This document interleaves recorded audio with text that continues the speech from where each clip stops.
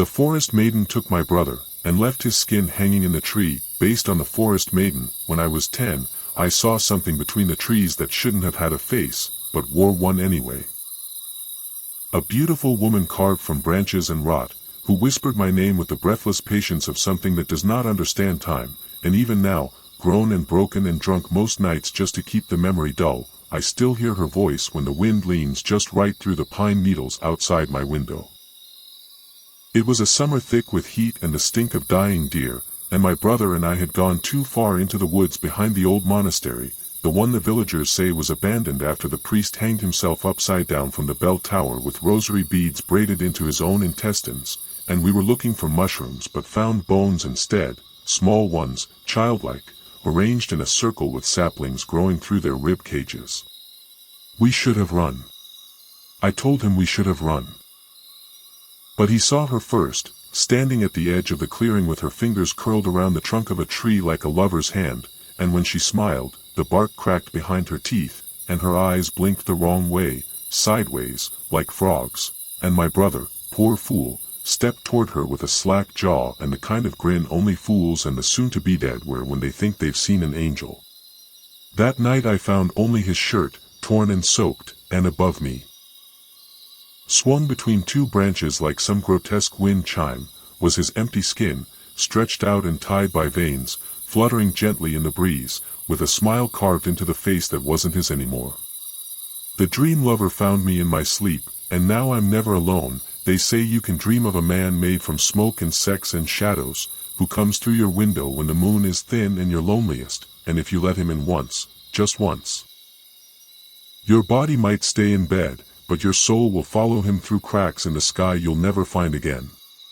I was 17 when I first dreamed of him, all pale skin and eyes like boiling milk, floating above my bed with no sound but the rustle of wings that weren't there and a voice that spoke in the hush between thunderclaps, low, urgent, wet, and when I woke, there was dirt under my fingernails and feathers in my mouth, and the mirror wouldn't show my reflection until the sun rose. I told myself it was just a dream, a vivid one, maybe brought on by the old pills the village doctor gave me for the fits, but the second night, he came again, this time closer, and I swear I could feel the air grow thick around me, like breath, like hands, like the weight of someone pressing down on my chest just enough to stop my screams in my throat before they could even reach my teeth. And now he's always just behind the curtain, just outside the window, just beneath the bed, humming lullabies in a language that smells like sulfur and roses, and I think my body is still here, I think, but I haven't cast a shadow in weeks, and my family won't look me in the eye anymore, and at night I hear them crying through the walls like they've already buried me.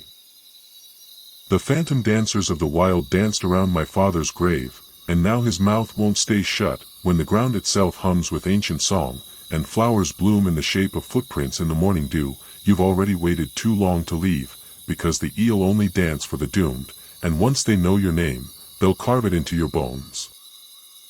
It was Midsummer Eve, the night the dead remember us more clearly than we remember them, and I made the mistake of visiting my father's grave drunk, half mocking, holding the bottle like a torch and pissing on the edge of the cross, laughing about how he used to beat me, how the worms could do worse, and that's when the wind stopped, like the world inhaled and refused to exhale again.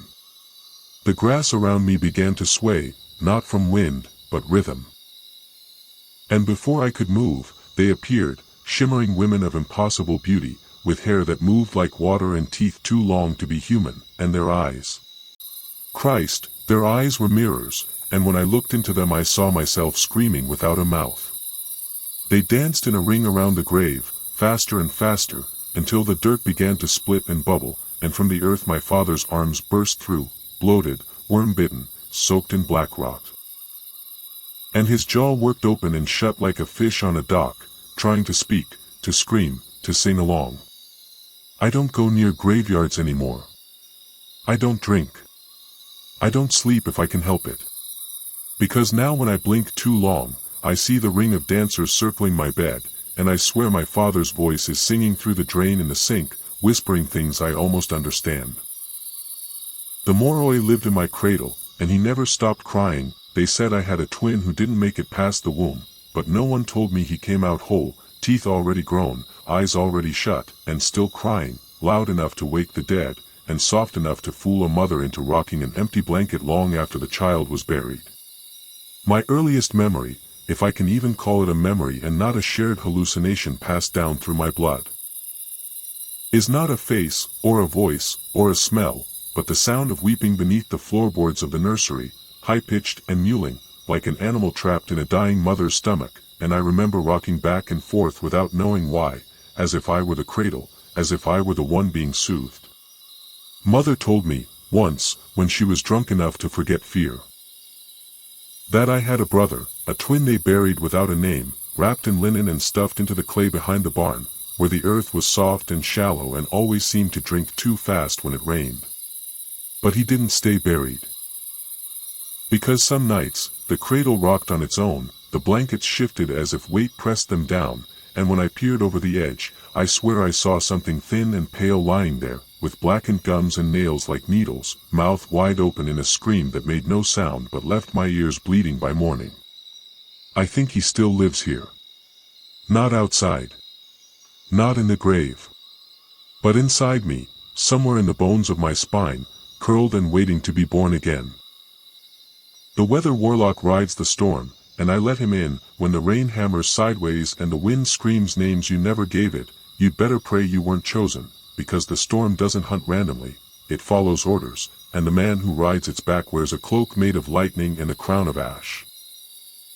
I was alone on the ridge, stupid and wet and shouting at the clouds like some angry goddamn lunatic, because my father had died in the flood and the town blamed me for refusing the old priest's blessing before the storm, and maybe I was angry enough to summon something dark, but I never expected it to answer.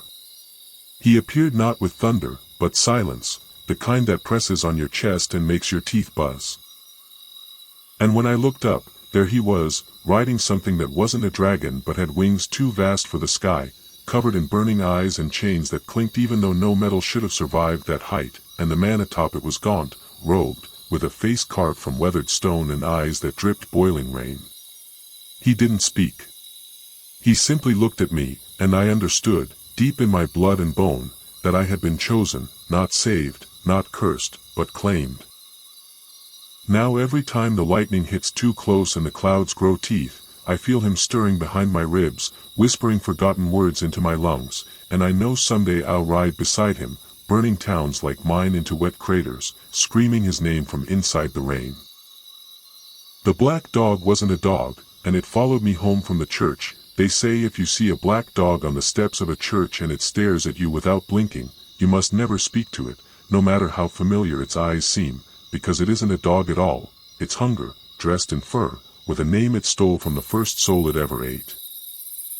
It waited for me on the third step from the top, unmoving, not panting, just staring with eyes that glowed like rotting coals, and I don't know why I didn't walk away, why I climbed those steps, why I nodded to it like I knew it, maybe because I did.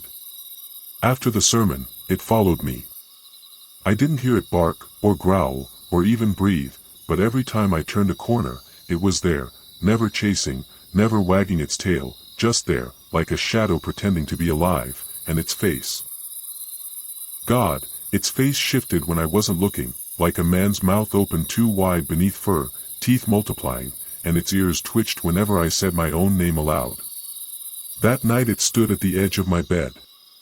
And when it finally spoke, not with words, but with the wet scraping of bone on wood, I saw its mouth split 4 ways, and a tongue slithered out with my mother's voice, and my father's laugh, and something deeper, lower, older, like a drumbeat under the ground.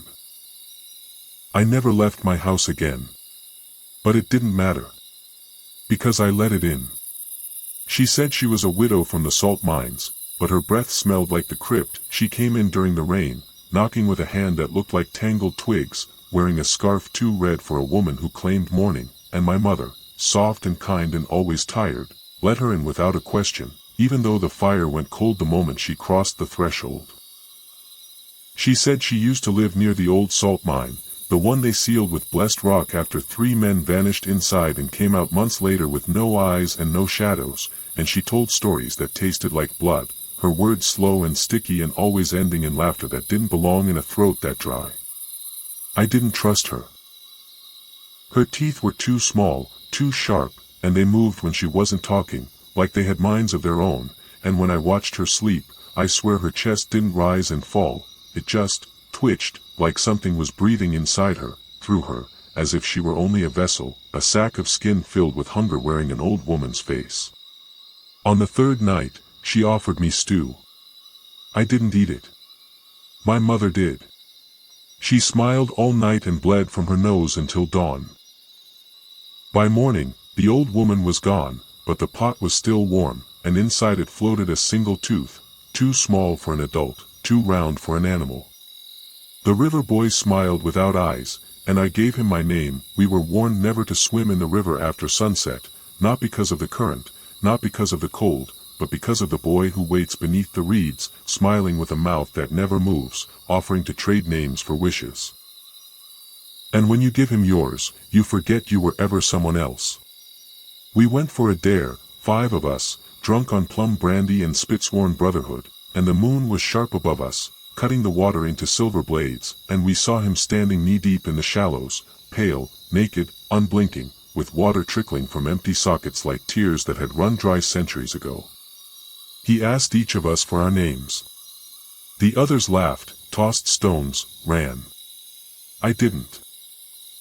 He looked like someone I remembered from my dreams, or maybe from the old photographs in my grandmother's attic, and when he held out his hand, I felt like I owed him something, like he'd been waiting for me. I gave him my name. And when I spoke it, he smiled, and I forgot it. Now people call me stranger. I live on the riverbank, barefoot and wet, whispering names into the water, hoping someone answers with mine. The nun with no head walked the school halls at night, and I said her name. They locked the old monastery after the war, sealed every stained glass window with bricks, and buried the chapel bell so it would never toll again, but no one told us the dormitory was once her convent, or that if you whispered prayers backward between 2 and 3 a.m., she would appear at the edge of your bed, holding her head in her hands like a bouquet of rot. It was a dare, I swear it was only a dare. Meant to impress 2 girls and silence a boy who said I was too scared to break rules set by dead people, and so I followed the steps exactly. Salt in a circle, 3 Hail Marys whispered with my teeth clenched, a candle stolen from the altar lit with my own breath, and her name said in a single, trembling sentence with no pauses, Sora Elisa Beta, I summoned thee from the blood beneath the bricks. At first, nothing. Then, the sound. Bare feet slapping slowly against linoleum tiles, dragging something soft behind them, wet, heavy, like a sack filled with fluid and hair, and when the candle flickered, I saw her, tall, spine bent backward like a snapped branch, her habit soaked in old rain, and cradled in her bony arms was her own head, lips curled, whispering the Lord's Prayer in reverse through cracked, blackened teeth. I couldn't move. I couldn't breathe. She didn't scream. She just walked toward me, head staring up with empty eye sockets as her body bent to kneel, placing her head beside my feet, and I swear I felt her voice crawl up my legs, through my chest, and into my mouth, repeating her name again and again until I couldn't remember mine. And now every night, at exactly 2:17 a.m., I wake up chanting her name, each time louder, each time bloodier. The red rooster crowed from the attic, and every mirror in the house shattered. My grandmother warned me about the red rooster, said if I ever heard it crow from above instead of outside, I had 3 days to either leave the house or bury something that still had a pulse, because the rooster wasn't a bird, but a mouth for something ancient that only sang when it tasted blood in the air. I was alone in the house, the kind of silence that buzzes like insects beneath the skin, and I heard it at exactly 3:33 a.m., not a rooster's crow but a scream disguised as one, bursting from the attic, shaking the picture frames, and knocking dust loose from beams that hadn't moved in years. When I climbed the attic ladder, I found a trail of feathers, not red, not at first, just old white ones turned crimson at the tip, like they'd been dipped in fresh heart blood. And in the center of the attic was an egg, large, glossy, warm to the touch, and pulsing faintly beneath the cracked rafters. I should have left it alone. But I leaned in, and when it hatched, it didn't break, it split, a perfect wet seam opening across the surface as if a smile were carved into an unborn skull, and inside was a single, human eye. That's when every mirror in the house shattered simultaneously. Now I hear the crow every night, louder, and it doesn't come from the attic anymore. It comes from beneath my bed. The wailing well wouldn't let me drink until I bled. They told me not to drink from the weeping well unless I was ready to trade something more valuable than thirst, because the water tastes sweet only after you offer it what it wants most: regret, bone, or blood. I found it in the forest behind my grandfather's house, hidden between roots that had grown around the stone lip like fingers trying to hold something down, and when I peered into the dark, I saw no reflection, just movement, slow and circling, like something pacing at the bottom, waiting. I was thirsty. And I had already broken all the other rules that week. So I dipped the bucket, drew it up, and took a sip, and instantly spat it out, because it wasn't water, not at first. It was bitter, coppery, and tasted like breath held too long beneath dirt. Then I heard it cry. Not echo, not wind, not some trick of sound. It cried, like a child with wet lungs and no face, and I felt my nose begin to bleed, unprovoked, freely, as if it had chosen the price for me. The second sip tasted sweet. But now I'm always thirsty. No water satisfies, no wine numbs the taste, and every night I dream of falling into that well. No bottom, just cold, clawing hands dragging me deeper while something sings my sins into my ears, in a voice that sounds exactly like mine. The skin stealer in my grandmother's house looked just like my sister. My sister came back from college thinner, quieter, and smiling too much, but it wasn't until I saw her reflection blink out of sync that I realized she'd left something behind in the mountains, something that followed her home wearing her skin like a coat. She said it was just altitude sickness, that her eyes looked red because of lack of sleep, that she laughed so hard at dinner because she missed us, but there was something wrong in the way she chewed, like she didn't know how teeth were supposed to work. At night, I heard her pacing. Not light steps, but heavy, dragging ones, and her shadow passed by my door 4 times even though she only walked down the hall once. And when I opened her room, I found her lying in bed, smiling, even though I hadn't said a word. Then I found her old hoodie in the fireplace, half burned, covered in symbols I didn't recognize. I asked her about it. She smiled wider, eyes glassy, and whispered a word I didn't understand, something wet, old, wrong, and the moment she spoke it, I forgot our birthdays, my parents' names, the color of the house I grew up in. She still lives here. But she only comes out at night now, peeling her face off piece by piece like she's adjusting a mask, and I can't tell anymore if she's pretending to be human or if I'm the one who isn't real.